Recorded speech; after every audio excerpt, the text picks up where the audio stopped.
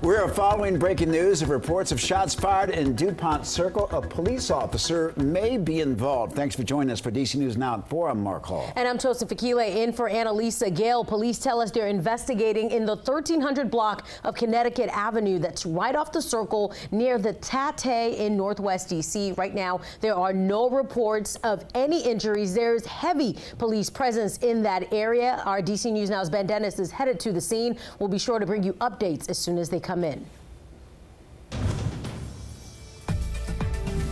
And turning to your forecast, it's looking like a rainy start to the weekend with storms in the mix tomorrow. Right now, it's looking clear, but that system is moving in, Tosin. Yeah, it's time to talk to meteorologist Damon Matson for a first look at our forecast. And Damon, we need to be weather aware today or keep our eyes to the skies today. Yeah, Saturday is looking like a more active day, no doubt about it, as we head into the weekend. But we definitely don't want to ignore things out there today just yet, because we do have some isolated showers and storms dotting the DMV here as we head into the later afternoon hours in this very warm and humid setup. There are those storms again. They are very localized. Some of us will see this brief bit of heavy rainfall, the lightning these are producing.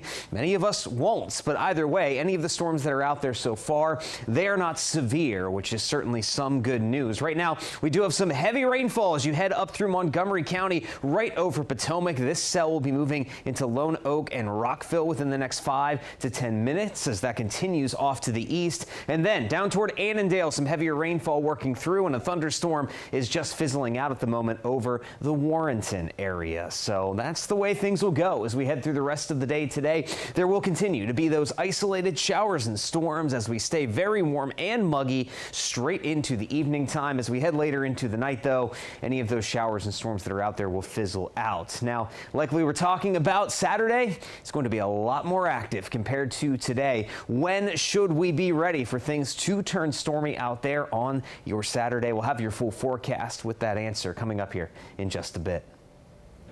All right, Damon, thank you. Well, it's the end of an era in Prince George's County. Six Flags America and Hurricane Harbor in Bowie announcing the park will close at the end of the season. The company calls it a difficult decision. Yeah, summer will look different in the Maryland area. DC News Now's Tim Reed was at the park today getting community reaction from many who are sad to see it closing. After being open for decades here in Prince George's County, Six Flags America and Hurricane Harbor will close after this season. That's sad news for so many who enjoy coming here.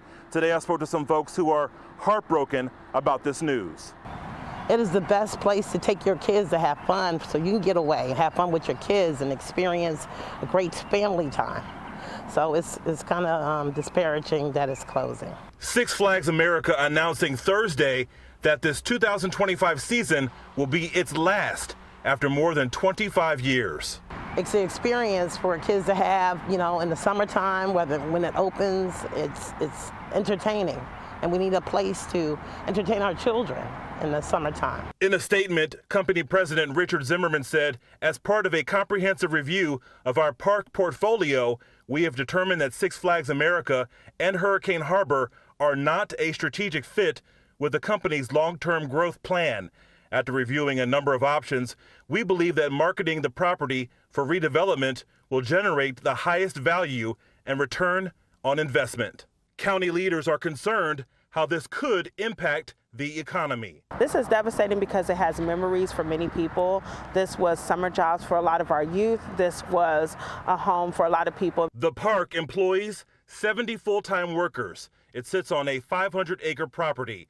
16-year-old Zachary Liedeskreider applied for a job today, hoping for a summer job. Pretty sad, like we don't got many amusement parks, so this is really the only one. So it's just pretty sad. Company officials say the last day the park will be open is November 2nd, 2025. In Bowie, Maryland, Tim Reed, DC News Now. Yeah, things are going to be different this summer, definitely in Maryland. Season tickets and passes for 2025 will be honored through the rest of the season. Six Flags says the park's 70 full-time workers will be paid severance. Well, this just in at 4. The Justice Department says a settlement in principle has been reached over the death of January 6 rider Ashley Babbitt. Her family initially filed a lawsuit seeking $30 million from the U.S. government, but we're told the deal is still being worked out. Babbitt was shot and killed by a Capitol Police officer during the attack on the U.S. Capitol. She was trying to climb through a barricaded door into the House Speaker's lobby. The lawsuit alleged that the officer was negligent when he shot her, but an internal investigation cleared him of any wrongdoing. We head to Prince George's County now, where 2 10th graders are being charged as adults for having a loaded gun at school. And the gun was found at Wise High School yesterday, and police say that one student passed another student a black book bag with the gun inside, and only clear bags are allowed at the school. And officers have arrest warrants out for both teens. The 16 and 17-year-olds fled from the school. Well, do you recognize this man? We're showing you his photo because Montgomery County Police say that he's on the run in connection to a murder. His name is 19-year-old Jordan Hungerford. Now, police say that he's wanted on murder and armed robbery charges linked to the deadly shooting of Henry Gilbert. Gilbert was shot and killed in Montgomery Village last Saturday.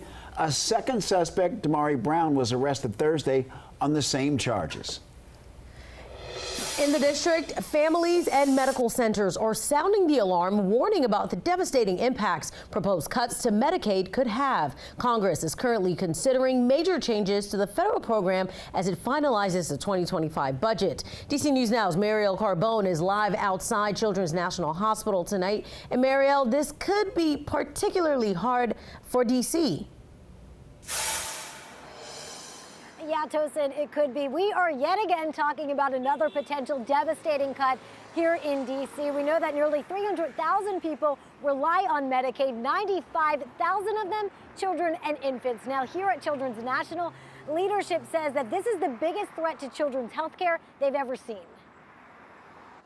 As a mother, for someone to say, hey, you may not be able to afford your child's medication is really heartbreaking. But that could be the reality for Ward 8 mother LaJoy Johnson Law. We would have to make some really tough decisions. Am I paying to put a roof over our head, or am I paying for medication? Johnson Law's 13-year-old daughter, Abria, has special medical needs and relies on Medicaid, a joint federal-state program providing health coverage for low-income residents, those with disabilities, and more. So think about like your neurologist. Think about pulmonary. Currently, Congress is considering major cuts to the program nationwide, including scaling back the federal match in D.C. from 70% to 50%. And that would result in a total $2.1 billion loss. And lead to hospital closures, longer wait times. D.C.'s funding percentage was set back in 1997 by a Republican-led Congress.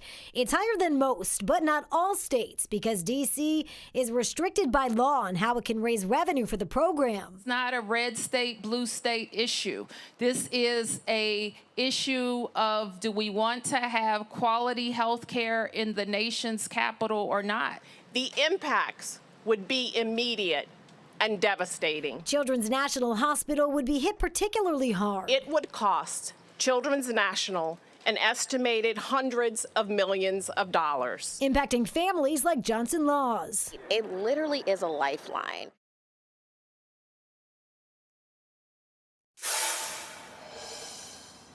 And Children's National says that 70% of the cases that come through the ER are funded through Medicaid. And they also say that the biggest department that will be impacted is the neonatal unit. That is the one that cares for infant children. Reporting live in Northwest, I'm Marielle Carbone, DC News Now. President J.D. Vance will deliver the keynote address at the 2025 Naval Academy graduation in Maryland ceremony. Scheduled for May 23rd, it's closed to the public, but will be available via live stream. The vice president enlisted in the Marine Corps after high school and served as a military journalist for 4 years. He was awarded the Marine Corps Good Conduct Medal and the Navy and Marine Corps Achievement Medal. We're now learning more about the Army's plans for a military parade on President Donald Trump's birthday in June. Planning documents obtained by the Associated Press call for more than 6,600 marching soldiers, 150 military vehicles, 50 helicopters, and 7 bands. The documents detail the Army's blueprint for its 250th anniversary festival on the National Mall. That anniversary happens to fall on President Trump's 79th birthday, which is June 14th. Now, when asked about the plans, an Army spokesperson said no final decisions have been made. Well, the head of the PBS is calling President Trump's executive order to slash federal funding for PBS and NPR blatantly unlawful. President had directed the Corporation for Public Broadcasting and other federal agencies to stop financing the networks. A social media post from the White House says that they received millions from taxpayers to spread radical woke propaganda disguised as news.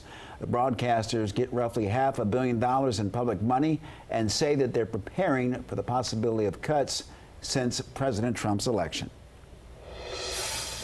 The deadline to get a real ID is less than a week away, but because of the mad dash to get one, officials with Virginia DMV say if you don't need one immediately, you might be better off waiting. A DMV spokesperson tells our partners ffxnow.com that you can apply for one year-round. You're encouraged to make an appointment to make the process quicker. Starting May 7th, you'll need a real ID to get on domestic flights and access certain federal facilities, but you can use your passport or military ID for domestic travels as an alternate.